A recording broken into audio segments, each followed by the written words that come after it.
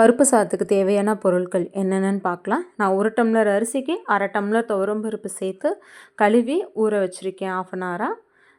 அப்புறம் தாளிக்கிறதுக்கு சீரகம், எண்ணெய், கடுகு, பெருங்காயம், குழம்பு மிளகாய்த்தூள்,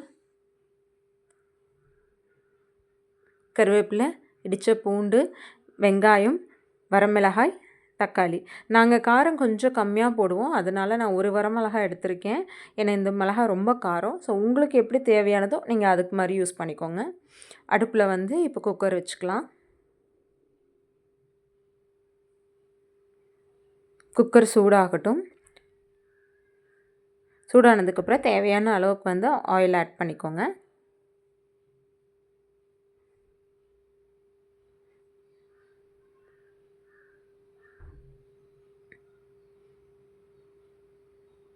ஆயில் சூடாகிடுச்சு. இப்போ நம்ம வந்து தாளிக்கிறதுக்கு தேவையான கடுகு போட்டுக்கலாம்.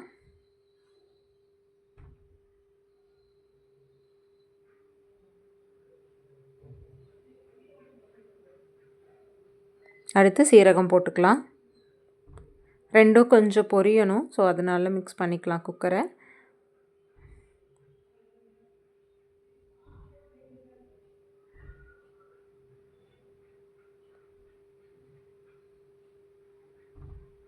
அடுத்து என்ன பண்ண போகிறோம்னா, இடித்து வச்ச பூண்டு இருக்குல்ல, அதை ஆட் பண்ண போகிறோம். அதுக்கப்புறம் வெங்காயம், வரமிளகாய். ஏன் நம்ம வந்து பூண்டு போட்டதும் உடனே வெங்காயம் போட்டோம்னா, பூண்டு வந்து சம்டைம்ஸ் ஆயில் சூடாக இருக்கும்போது கருகிடும். அதனால உடனே வந்து வெங்காயம் போட்டுட்டோம். அதுக்கப்புறம் கருவேப்பிலை போட்டாச்சு. எல்லாத்தையும் மிக்ஸ் பண்ணிக்கலாம்.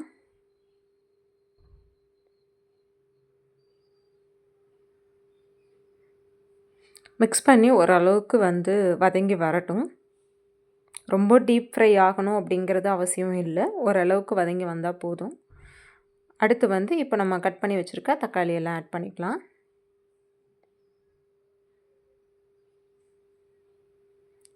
நான் 1 டம்ளர் அரிசிக்கு 1/2 டம்ளர் துவரம் பருப்பு எடுத்திருக்கேன். ஒரு 1 1/2 போல் பெரிய வெங்காயம் போட்டிருக்கேன். 3 சின்ன சைஸ் தக்காளி, அதுக்கப்புறம் ஒரு 6 பூண்டு, பெரிய பூண்டாக தான் போட்டிருக்கேன். இப்போ வந்து உப்பு ஆட் பண்ணிக்கலாம். இதே ஸ்டேஜில் மஞ்சத்தூளும் ஆட் பண்ணிக்கலாம்.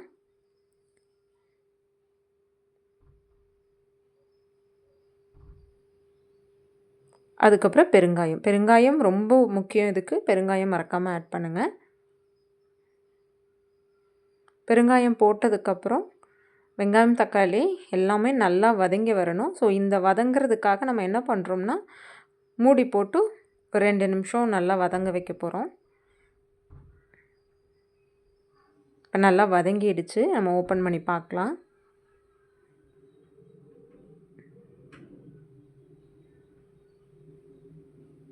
நல்லா மசிஞ்சிருச்சு. ஸோ இந்த ஸ்டேஜில் குழம்பு மிளகாய்த்தூள் கொஞ்சம் ஆட் பண்ணிக்கலாம். ஏன்னா கொஞ்சம் ஃப்ளேவர்ஃபுல்லாக இருக்கும், அதுக்காக தான். நீங்கள் சாம்பார் தூள் வச்சுருந்தீங்கனாலும் சாம்பார் தூள் போட்டுக்கோங்க. ஸோ இப்போ நம்ம ஊற வச்சுருக்க அரிசி பருப்பு 2யும் ஆட் பண்ணிக்கலாம்.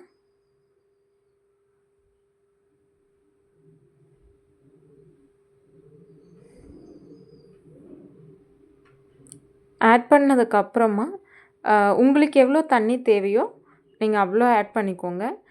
நாங்கள் வந்து கொஞ்சம் சாம்பார் சாதம் மாதிரி கொஞ்சம் ஜூஸியாக சாப்பிடுவோம் அப்படிங்கிறதுனால நான் தண்ணி கொஞ்சம் நிறையாவே ஆட் பண்ணுறேன். ஸோ உங்கள் கன்வீனியன்ட் எப்படியோ நீங்கள் அதுக்கேற்ற மாதிரி தண்ணி ஆட் பண்ணிக்கோங்க. உதிரி உதிரியாக வேணும்னாலும் நீங்கள் அளவாக தண்ணி வச்சுக்கோங்க. இல்லை உங்களுக்கும் வந்து சாம்பார் சாதம் மாதிரி குழஞ்சு வேணும் அப்படின்னா கொஞ்சம் தண்ணி நீங்கள் ஆட் பண்ணிக்கோங்க. ஸோ இப்போ எல்லாமே நம்ம ஆட் பண்ணியாச்சு. எல்லாத்தையும் மிக்ஸ் பண்ணலாம். மிக்ஸ் பண்ணியாச்சு. எங்களுக்கு உப்பு கொஞ்சம் பத்தலை, அதனால் நான் உப்பு ஆட் பண்ணிக்கிறேன். டேஸ்ட் எல்லாமே நீங்கள் பார்த்துக்கோங்க. ஏன்னா கொஞ்சம் கடுத்து வரணும், ரைஸ் வந்து நம்ம போட்டு வேக வைக்கிறோம் அப்படிங்கிறதுனால அதுக்கேற்ற மாதிரி நீங்கள் போட்டுக்கோங்க. இப்போ பார்த்திங்கன்னா நல்லா தண்ணி கொதிஞ்சு வரட்டும். ஸோ அந்த கொதிஞ்சு வர ஸ்டேஜில் தான் நம்ம என்ன பண்ணோன்னா குக்கர் மூடி வச்சுக்கலாம். குக்கர் மூடி வச்சு நாங்கள் வந்து ஒரு 4 விசில் வைப்போம். ஏன்னா அது கரெக்டாக பாயில் ஆகி வந்துடும். ஸோ உங்களுக்கு எப்படி வேணுமோ நீங்கள் அதுக்கு தகுந்த மாதிரி வச்சுக்கோங்க. விசில் போட்டு ப்ரெஷருக்கு வெயிட் பண்ணலாம். ஸோ நம்ம இப்போது வேகிற சமயத்தில் சிம்பிள் பருப்பு சாதத்துக்கு அப்பளம் நல்ல காம்பினேஷன். ஸோ இப்போ அப்பளம் பொரித்து எடுத்துக்கலாம். கடாயில் எண்ணெய் ஊற்றி நல்லா சூடு பண்ணிக்கோங்க.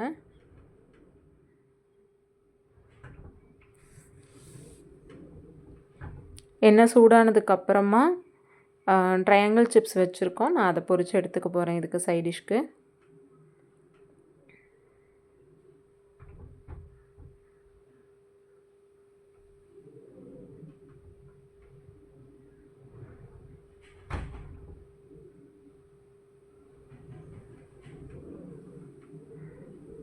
நல்லா எண்ணெயை வடிச்சிருங்க. வடிச்சிட்டு தனியாக ஒரு பிளேட்டில் வந்து எடுத்து வச்சுக்கோங்க.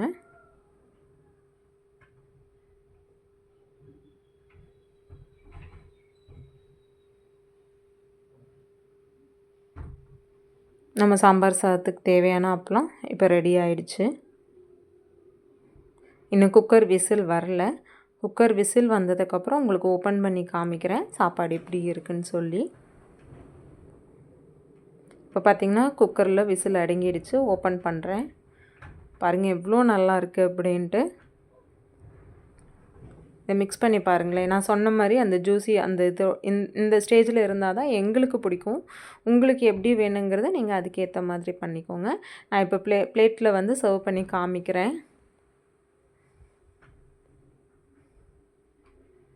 கடைசியில் கொத்தமல்லி போட்டுக்கோங்க, ஏன்னா நல்ல மணமாக இருக்கும்.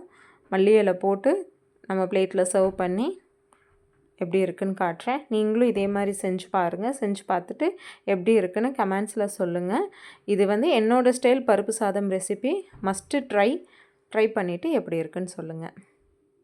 தேங்க்யூ ஃபார் வாட்சிங்.